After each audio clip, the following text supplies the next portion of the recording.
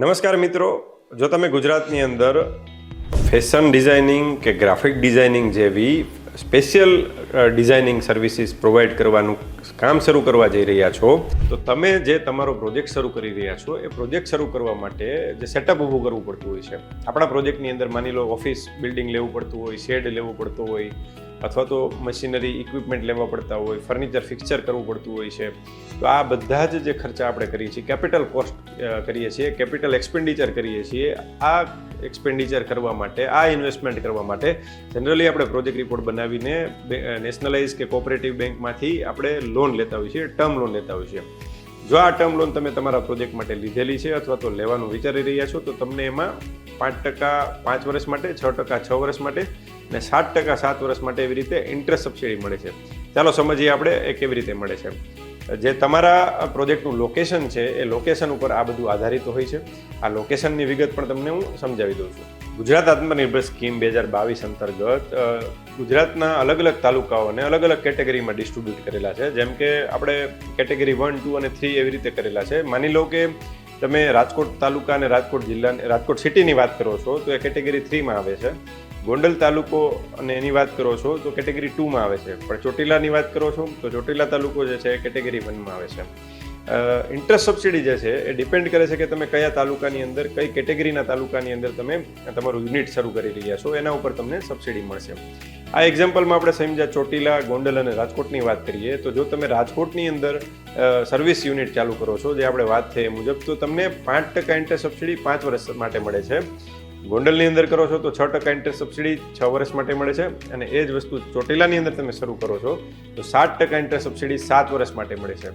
તો આવી રીતે તમે જે તમારું યુનિટ શરૂ કરી રહ્યા છો એમનું લોકેશન સિલેક્શન કરવું એ પણ મહત્વનો ભાગ હોય છે. અને આની અંદર તમને આ પ્રકારની સબસિડી મળતી હોય છે. ખાસ કરીને જ્યારે તમે આ યુનિટ બનાવવાનું વિચારો છો ત્યારે તમે કયા કોન્સ્ટિટ્યુશનમાં બનાવો છો, ઇન્ડિવિજ્યુઅલ કેપેસિટીમાં, પ્રોપ્રાઇટરશીપમાં કરો છો, પાર્ટનરશીપમાં કરો છો, LLPમાં કરો છો, પ્રાઇવેટ લિમિટેડ કંપની બનાવો છો, એમાં પણ ઘણો બધો ફેર પડતો હોય છે. જેમ કે તમે જો ઇન્ડિવિજ્યુઅલ છો અને વુમન એન્ટરપ્રિન્યોર છો તો તમને 1% એડિશનલ ઇન્ટરેસ્ટ સબસિડી મળતી હોય છે. તમારી એજ 35 વર્ષથી નીચેની છે તો પણ તમને 1% એડિશનલ ઇન્ટરેસ્ટ સબસિડી મળતી હોય છે. જેમ કે તમને 5% મળવાપાત્ર છે રાજકોટની અંદર, તો એ 5% વાળા વુમનના કેસમાં 6% થઈ જાય અને એ વુમન 35 વર્ષથી નીચે હોય તો 7% થઈ જાય. મેલ કેન્ડિડેટ હોય, મેલ એન્ટરપ્રિન્યોર હોય અને એ કરે છે 35 વર્ષથી નીચે છે તો એમને પણ 5% પ્લસ 1% મળે છે. LLP કે પ્રાઇવેટ લિમિટેડ કંપનીને DPIITનું રજિસ્ટ્રેશન એટલે કે સ્ટાર્ટઅપનું રજિસ્ટ્રેશન કરીને જો તમે શરૂ કરો છો તો એવા કેસમાં પણ 1% એડિશનલ તમને મળતો હોય છે.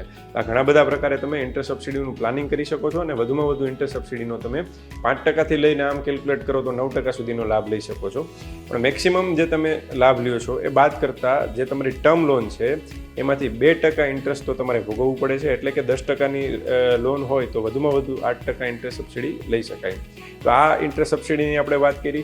આની અંદર ખાસ જોવું એ પડે કે જે તમે ટર્મ લોનનું ઇન્સ્ટોલમેન્ટ પે કરો છો અને એની અંદર જે ઇન્ટરેસ્ટ પે કરો છો એ ઇન્ટરેસ્ટ જ તમને સબસિડી તરીકે પાછું મળશે.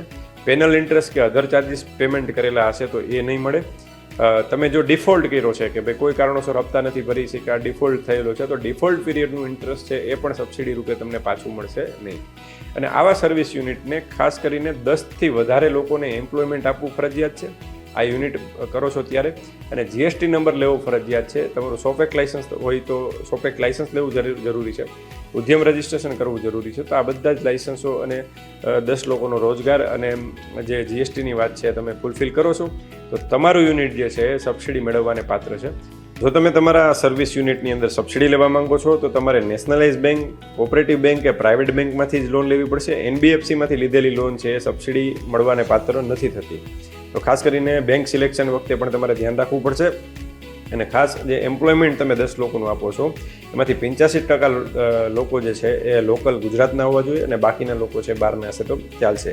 સાથે સાથે તમારે જે એપ્લિકેશન કરવા માટે તમારી પાસે જે ટાઈમલાઈન છે એ એવી હોય છે કે તમારું ફર્સ્ટ ડિસ્બર્સમેન્ટ થાય છે લોનનું, પહેલો હપ્તો લોનનો ઉપાડો છો ત્યારથી 1 વર્ષની અંદર, અથવા તો પહેલું બિલ સર્વિસ પ્રોવાઈડ કરવાનું ચાલુ કરો છો અને સર્વિસ રેન્ડરિંગનું કામ ચાલુ કરો છો એટલે ત્યારથી જે પહેલું બિલ બને છે, પહેલું બિલ અથવા તો ફર્સ્ટ ડિસ્બર્સમેન્ટ, બેમાંથી જે મોડું હોય એના 1 વર્ષની અંદર તમારે અરજી કરવાની હોય છે.